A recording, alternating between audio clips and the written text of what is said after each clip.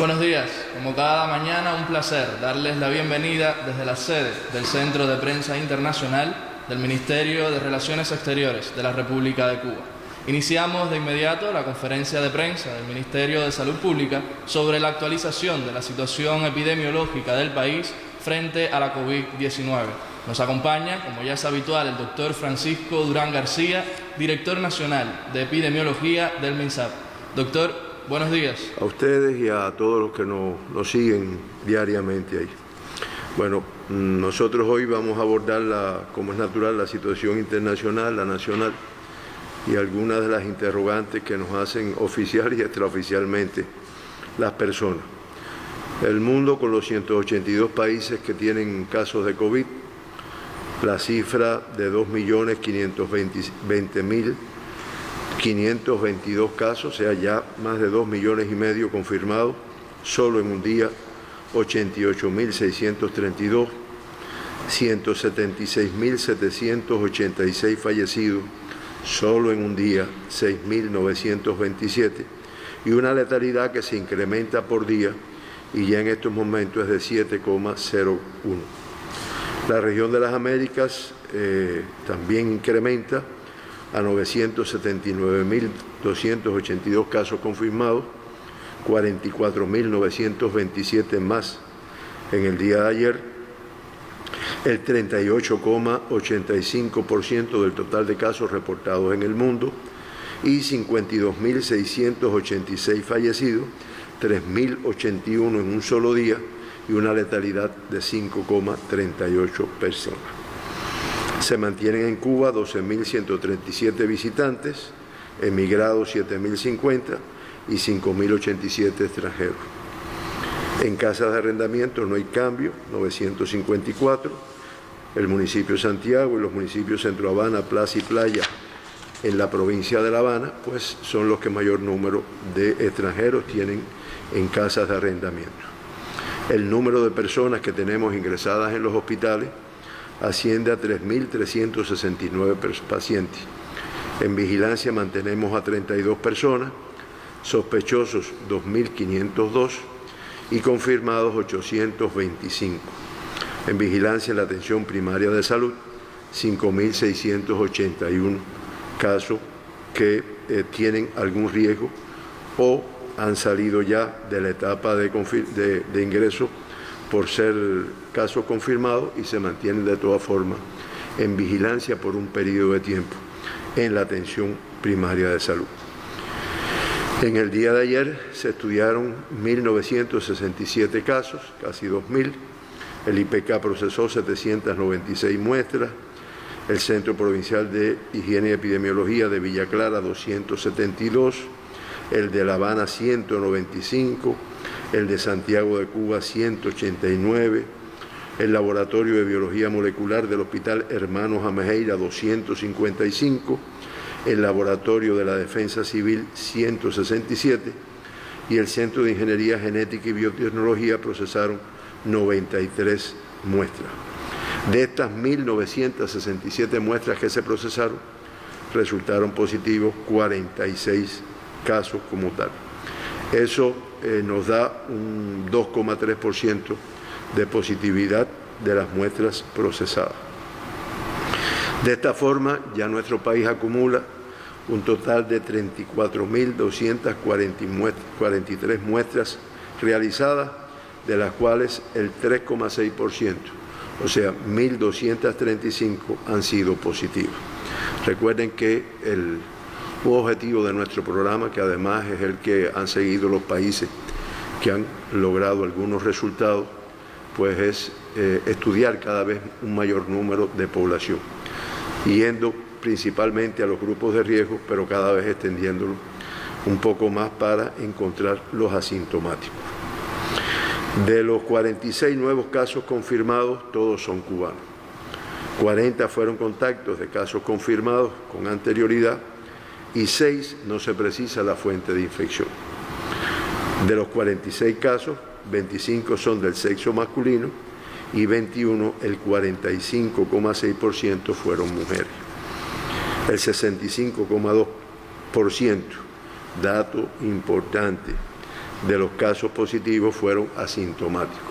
O sea, si no hubiera sido por el estudio que se hizo de una persona que aparentemente no tenía la enfermedad, pues estos 30 casos no se hubieran encontrado nunca y hubieran estado transmitiendo la enfermedad en la comunidad. Los 46 casos diagnosticados, los grupos de edades más afectados, fueron los menores de 40 años con 24 casos, o sea, el 52,1%, y el de 40 a 60 años con 12 casos, el 26%. Las provincias más representativas sigue siendo La Habana con 17 casos y Pinar del Río con 15 casos diagnosticados en el día de ayer. Por municipio, que también nuestra población nos pide conocer, hubo uno de los 46 casos que se diagnosticó en el municipio especial de la Isla de la Juventud, 15, como dije anteriormente, en la provincia Pinar del Río, 14 en el municipio Guane y 1 en la ciudad de Pinar del Río. En La Habana 17, 5 del municipio Guanabacoa, Habana del Este y Centro Habana con 3 confirmados cada uno, Playa y Marianao con 2 cada uno, y Boyero y 10 de octubre con 1 caso confirmado cada uno de estos municipios. En Matanzas se confirman 4 casos. Los 4 son de los municipios de Matanzas, Pedro Betancur, Colón y Cárdenas, 1 de cada uno de estos municipios. Villa Clara con la confirmación de 7 casos, 5 del municipio de Santa Clara y 2 de Placeta. Santiago, 1 caso del municipio de Santiago, y Guantánamo, 1 caso del municipio Guantánamo.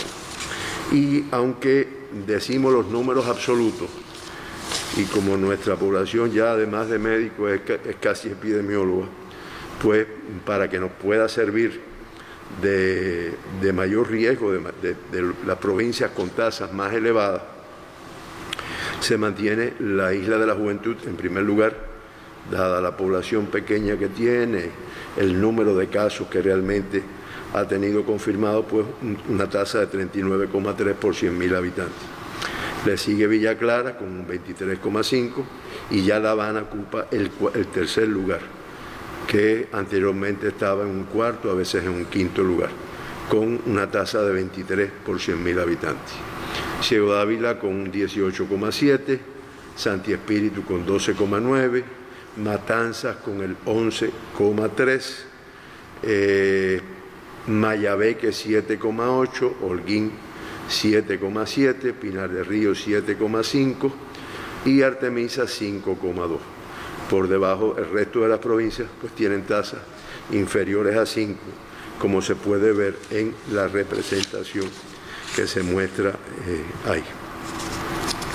Ahora, de los 1.235 pacientes que ya se acumulan diagnosticados en nuestro país con la enfermedad, 811 presentan una evolución clínica estable. Se reportan, lamentablemente, ya un acumulado de 43 fallecidos, 3 en el día de ayer, que nos vamos a referir más adelante, los 2 que se evacuaron desde hace ya más de un mes y medio, y un total de 365 altas, 24 solo en el día de ayer. Esto nos da una cifra importante de altas que ya representa el 29,5% de los pacientes que se han diagnosticado como tal. Las provincias que han tenido más altas acumuladas y en el día, pues indiscutiblemente fueron La Habana con 136, Villa Clara con 83, Matanzas con 37 altas, Pinar del Río con 25, Camagüey con 31 y la provincia de Santiago de Cuba con 14 altas ya. Estos, reitero, son personas que se han incorporado ya muchas a su vida normal después de haber estado 14 días en vigilancia en su casa y otras se mantienen en la condición de vigilancia en su casa como tal. Como yo dije, se mantienen reportados de críticos 10 pacientes y de graves 4 en estos momentos, en el día de ayer. Los pacientes críticos y graves están en las terapias intensivas, se nos da un total de 14 pacientes, y de los 10 críticos que están, casos confirmados que están en estado crítico, 8 están en La Habana, 1 en el Hospital Militar Dr. Luis Díaz Soto y 7 en el Hospital Salvador Allende.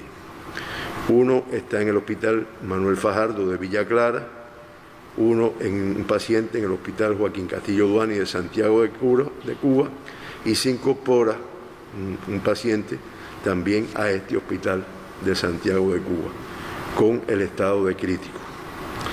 Los 4 graves, hay 1 en el Hospital Mario Muñoz de Matanza y 1 en el Hospital Manuel Fajardo de Villa Clara y 2 en el Hospital Joaquín Castillo Duani de Santiago de Cuba. Salieron de parte de grave para de cuidado, o sea, mejoraron en su evolución, un total de 3 pacientes. 1 del Hospital Militar Dr. Luis Díaz Soto, 1 del Hospital Mario Muñoz, Militar Mario Muñoz, y otro del Antonio Luaces de Ciego de Ávila. Y de grave a crítica pasa, se pone crítica una paciente que estaba grave, una paciente que está en el Hospital Salvador Allende en La Habana, además de que se incorpora un nuevo caso grave en el Hospital Militar de Santiago de Cuba. Tenemos la desagradable noticia de informar que 3 personas fallecieron en el día de ayer que tenían esta enfermedad. Un paciente cubano de 74 años de edad del municipio Cotorro, aquí en La Habana, que tenía antecedentes de enfermedad pulmonar obstructiva crónica, asma bronquial, que ya se encontraba ingresado en el Hospital Salvador Allende, llevaba ya 8 días en terapia intensiva y realmente tuvo, a pesar del tratamiento, a pesar del cumplimiento de los protocolos, un empeoramiento clínico y gasométrico, lo que conllevó a que falleciera lamentablemente este paciente. Una paciente cubana de 86 años de edad, del municipio Cerro, también de aquí de La Habana, con antecedentes de asma bronquial y demencia senil, que se encontraba ingresada en el Hospital Salvador Allende, que estuvo 7 días en terapia intensiva, pero tuvo muchos cuadros de agravamiento y finalmente fallece también en el día de ayer. Y un paciente de 87 años de edad del municipio, residía en el municipio Guantánamo, con antecedentes de hipertensión arterial, cardiopatía isquémica, colitis ulcerativa idiopática y seguimiento por el servicio de urología. Era un paciente en el cual había una sospecha de un carcinoma prostático, que comenzó los síntomas respiratorios, se ingresó, se mantuvo ingresado y realmente las complicaciones que presentó conllevaron a que falleciera también. Como ustedes ven, se sigue identificando desde el punto de vista del agravamiento y de los cuadros críticos y los fallecidos que lamentablemente tenemos que informar aquí. Se sigue teniendo en cuenta la edad, aunque hemos tenido personas no de edad avanzada, pero predomina la edad. Y en segundo lugar, las patologías asociadas. Ni que decirle a nuestra población del cuidado que tenemos que tener con las personas que tienen esta familia, estas enfermedades crónicas de las cuales padecemos mucho y llevamos nuestro tratamiento, pero que indiscutiblemente son personas de riesgo, que el menor tiempo posible fuera de su casa, fuera de los medios de protección. No nos cansamos de repetirlo en esta entrevista. Bueno, a tu disposición ahora para las preguntas, ¿no? Muchas gracias, doctor. Iniciamos entonces la ronda de preguntas. La primera pregunta nos la envía el periódico Granma y dice lo siguiente: ¿Cuál es el protocolo de bioseguridad que debe seguir el personal de la salud en Cuba desde la base, en los consultorios de familia, hasta quienes tratan a los casos confirmados?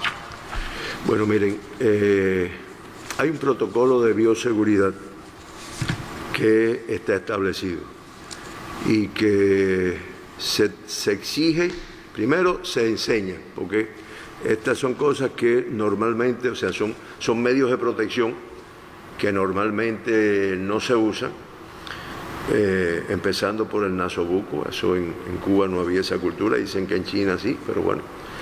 Y en dependencia del riesgo de cada una de las posiciones que tenga ese personal de salud, pues será más complejo o menos complejo.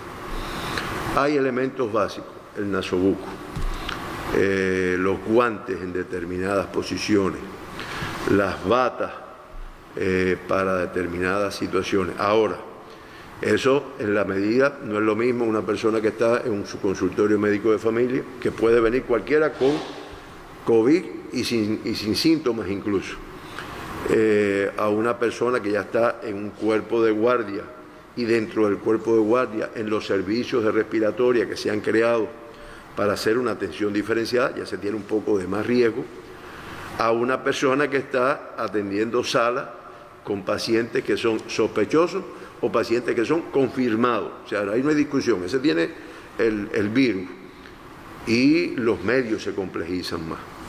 Se complejizan desde el punto de vista del que trabaja en el laboratorio con las muestras, el que toma las muestras, el que las procesa, que está expuesto a que le caiga alguna secreción, que le caiga en los ojos, y va complejizando.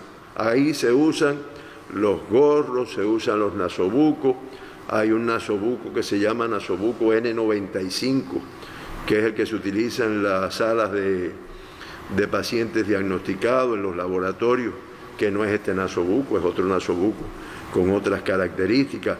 Están las caretas estas protectoras que se utilizan, está la sobrebata que se tiene que utilizar en todos los servicios de riesgo, está ya en los lugares donde están los casos confirmados, y los laboratorios, lo que yo le llamo las escafandras, ¿no? Que es un traje protector que realmente no quede espacio. Están las gafas protectoras, que son gafas con determinadas características de forma tal que las secreciones no entren.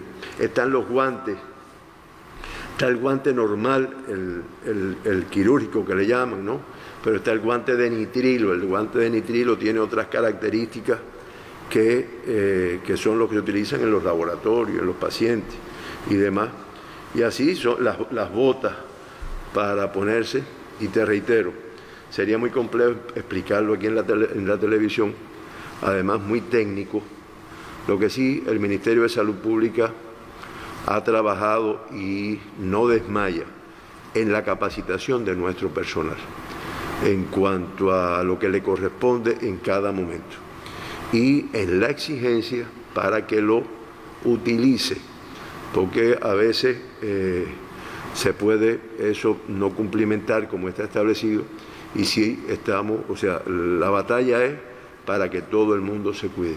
Yo creo que en el caso de los trabajadores de salud, que no son solo médicos y enfermeras, hay técnicos, ahí están las auxiliares generales, ahí está la pantrista, es un número importante de personas, pues ya han ido adquiriendo la cultura, porque además ya después que usted empieza a trabajar con esto, pues se da cuenta ahí. Eso es para cada tipo de enfermedad. Digamos, para el ébola, que es un virus de categoría 3, es una clasificación que tiene del nivel de seguridad, pues realmente los trajes son todavía más herméticos, claro. Y para este, que es un nivel 2, pues se utilizan esos medios que están. Pero te reitero, se dispone de ellos, a pesar de algunas limitaciones a veces para importarlos, pero se dispone de ellos, importados y de producción nacional, y nuestros profesionales, técnicos y trabajadores lo tienen para su utilización. Doctor, Una segunda pregunta también del periódico Granma. ¿Qué medidas se han tomado para proteger a las personas que se encuentran en centros penitenciarios? ¿Se han dado casos de sospecha o confirmados en estas instalaciones? Sobre este tema, doctor, la agencia estadounidense AP también pregunta. En varios países de América Latina se dio licencia extrapenal o se acudió a otras figuras para enviar a casa a presos de buena conducta, con reducción de penas o de baja peligrosidad. ¿Se prevén acciones de esta índole en Cuba? ¿Hubo brotes en prisiones? ¿En cuáles? ¿Cuál es el protocolo de Cuba en estos casos? Sí, hemos visto en la información oficial, a veces no tan oficial, los brotes que han existido en prisiones en algunos lugares del mundo. Cuando usted sabe las características de una prisión, pues se da cuenta que son de difícil control una vez que se presentan y a veces ocasionan una letalidad un poquito elevada. Nosotros en Cuba podemos afirmar categóricamente que no hemos tenido ni brotes ni casos confirmados en prisiones, en ninguna de las prisiones de nuestro país. Y para dar esta información, pues indiscutiblemente intercambiamos con la Dirección de Servicios Médicos del Ministerio del Interior, que además no nos hizo explícito el número de medidas que ellos han venido tomando. El Ministerio del Interior, igual que el resto de los organismos de la Administración Central del Estado, igual que el MINFAR, pues son parte del grupo temporal que trabaja el plan de prevención y control de esta enfermedad desde sus inicios en el mes de enero, y ellos han venido tomando medidas como tal. Es un número importante, yo creo que todas van encaminadas a minimizar el riesgo de introducción y transmisión de esta enfermedad. Se hacen acciones de desinfección de las manos en todos los puntos de acceso a las unidades con soluciones alcohólicas o soluciones cloradas. No se permite, como debiera ser también en cualquier centro de trabajo, la presencia de trabajadores o visitantes con cuadros febriles, síntomas respiratorios y sin el uso del nasobuco. Se garantiza la vigilancia epidemiológica durante 15 días de los reclusos que ingresan a la unidad procedentes de la comunidad, los mantienen con un nivel de aislamiento para poder detectar a tiempo y antes de que infecte a otras personas alguna sintomatología. Se limita el número de personas que participan en las visitas. Se reforzaron las medidas en las áreas de ingreso, observación, evaluación y diagnóstico, así como en las áreas de espera, a salones de visitas familiares, pabellones conyugales, para poder detectar algún caso sospechoso o sintomático y evitar su visita. Se realiza 2 veces al día la pesquisa activa para detectar casos febriles con sintomatología respiratoria, y el aislamiento inmediato que se hace. Si es necesario hospitalizarlo, un caso confirmado o sospechoso, pues se hace en los centros de atención designados por el MINSAP. Se aplicó una modalidad de medicina natural y tradicional, la modalidad de la homeopatía, de la cual hablamos aquí en alguna oportunidad, a la totalidad de la población penal y los trabajadores de los establecimientos penitenciarios. Se crearon en los establecimientos penitenciarios áreas de aislamiento para cuadros respiratorios de aquellos reclusos que presentaran sintomatología y existen las condiciones para, en caso de que sea necesario, evacuarlo para un hospital o para una unidad, pues poderlo hacer en el transporte sanitario, en unidades cerradas de este tipo, donde existen reclusos con patologías como el VIH-Sida, en las prisiones para mujeres y sus hogares maternos, en los centros educacionales, en las unidades con concentración de fuerza y albergado, pues hay un seguimiento diferenciado a la presencia de síntomas respiratorios. Se mantiene la disponibilidad técnica del transporte sanitario y, de ser necesario en un momento determinado, pues se se decretaría la cuarentena a la unidad o la inmovilidad penitenciaria según criterio epidemiológico. Reitero, hasta el día de hoy no ha sido necesario. Se suspendieron las actividades públicas que condicionen la concentración de personas y, como es natural, y como yo dije, el Ministerio del Interior, con la disciplina que lo caracteriza, pues siempre está dispuesto a aplicar cualquier medida que se decida para evitar la introducción de esta enfermedad dentro de sus unidades. Cuba Visión Internacional pregunta: medios de prensa han dado a conocer que el virus SARS-CoV-2 también está presente en secreciones oculares y lágrimas.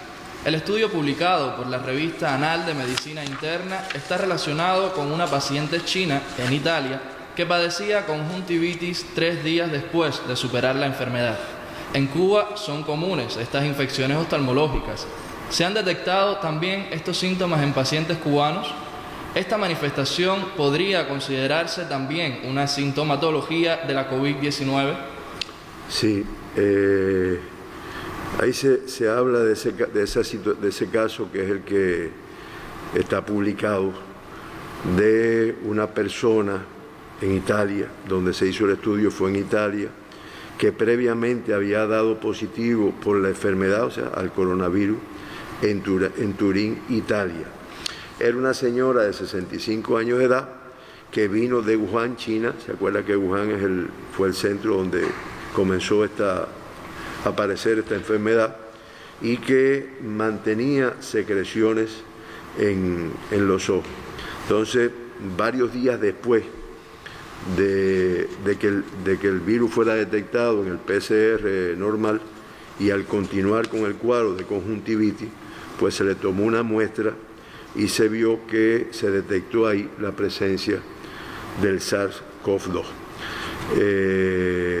Después se siguieron estudiando otros casos. No obstante, ustedes saben que para dar como confirmado algo, para hacerlo extensivo al mundo, pues realmente primero se hace un grupo de investigaciones científicas, ¿no? Y hasta el momento, esto lo revisamos anoche, la OMS asegura que aún no se puede determinar con precisión que estas secreciones transmitan la enfermedad. O sea, una cosa es que yo tenga, o sea, que se me aísle el virus, y eso también pasa con otras enfermedades virales, en algún fluido corporal, sea la saliva, sea en las secreciones oculares, y otra cosa es que eso sea contagioso.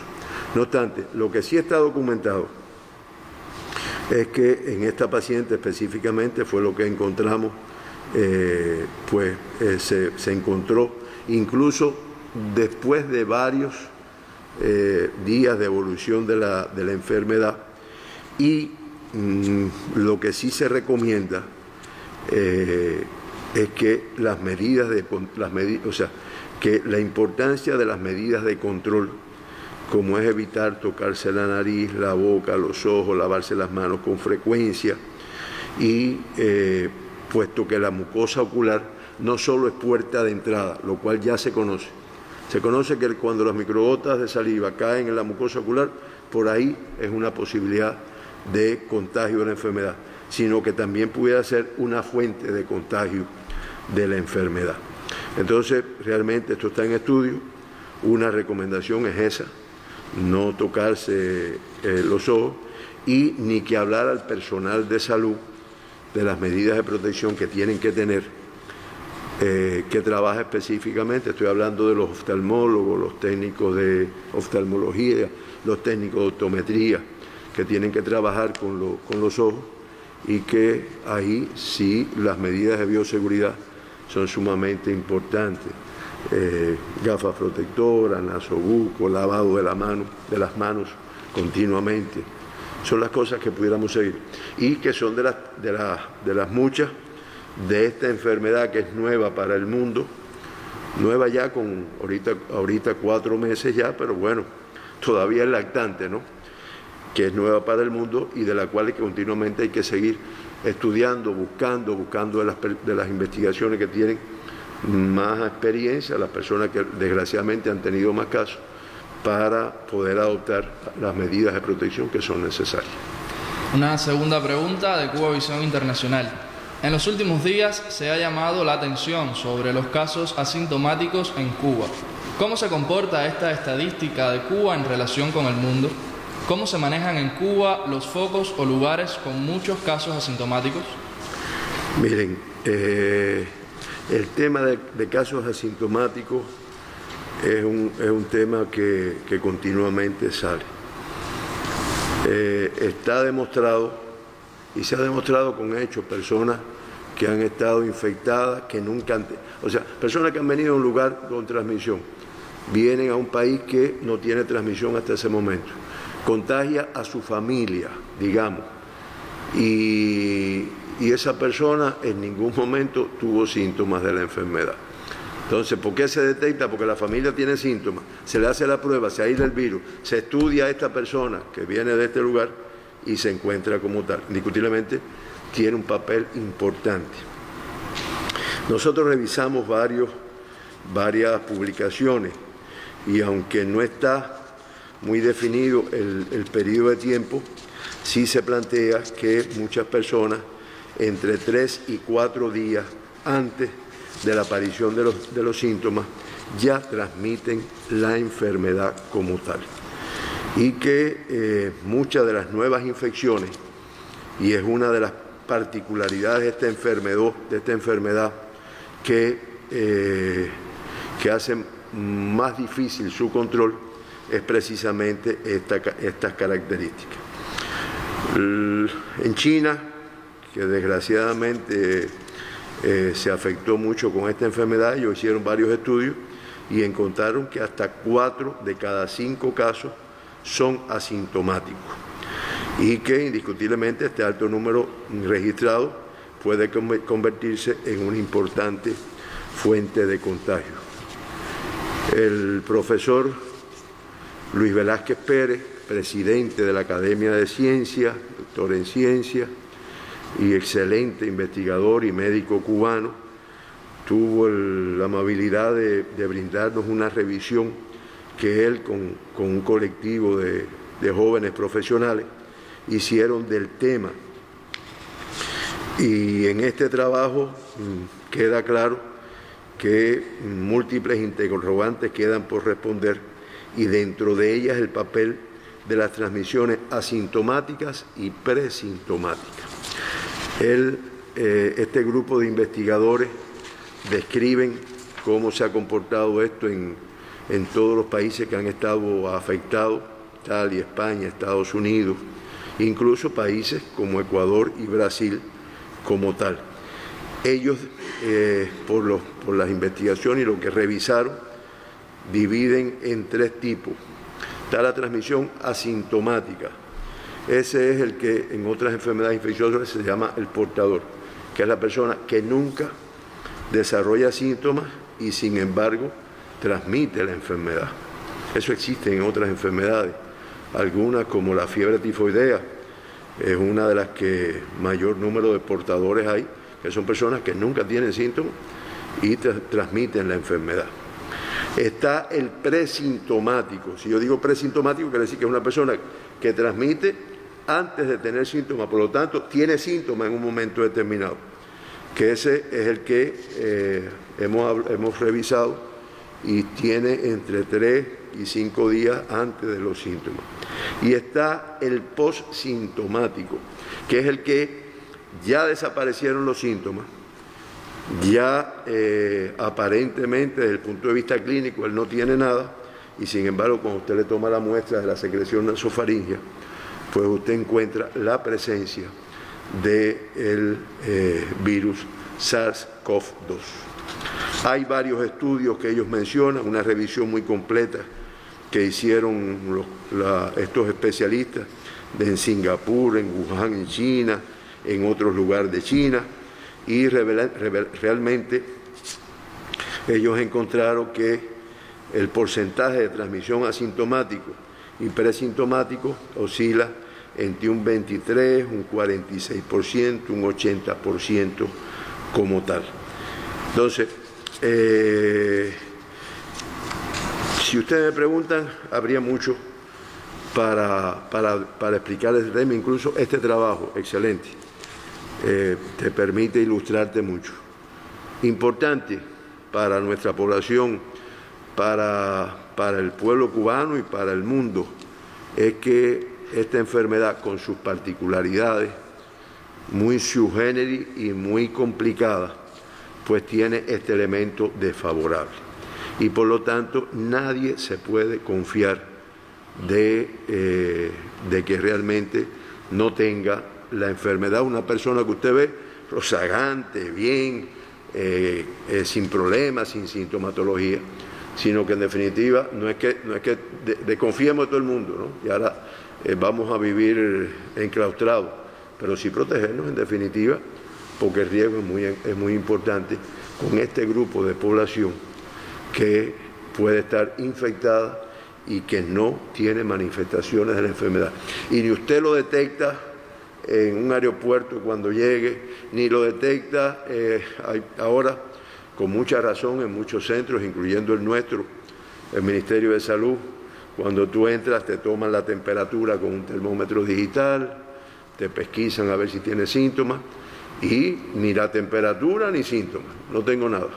Ahora, hermano, aunque no tengas nada, no tenemos por qué estar teniendo un contacto estrecho por el riesgo que tenemos de eso.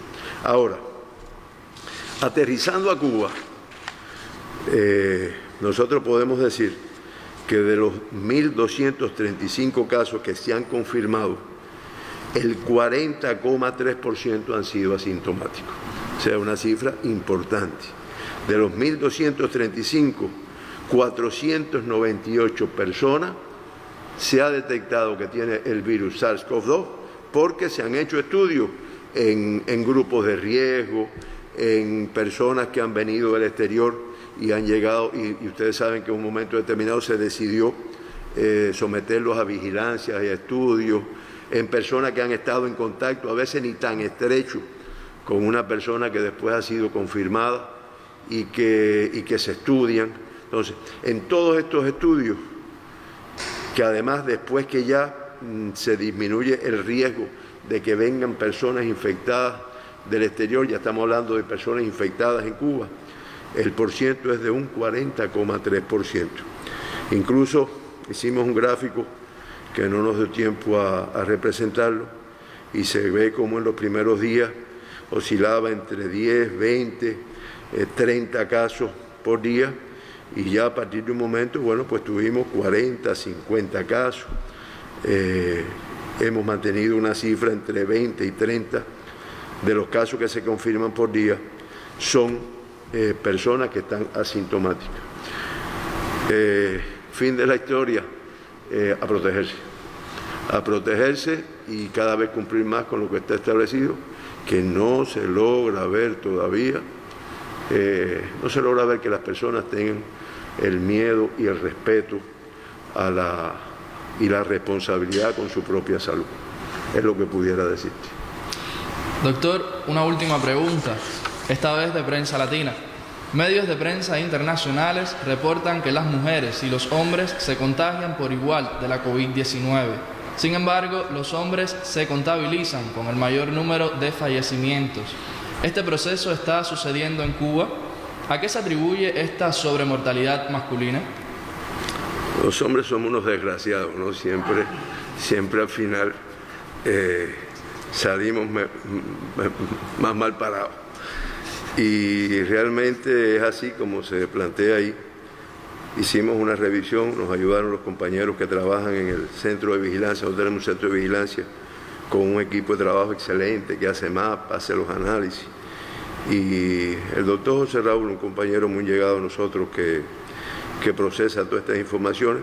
Y en Cuba podemos decir que de los 1.235 personas confirmadas, el 50,7%, o sea, 626, son del sexo femenino. El sexo masculino, discretamente, un 49,3%.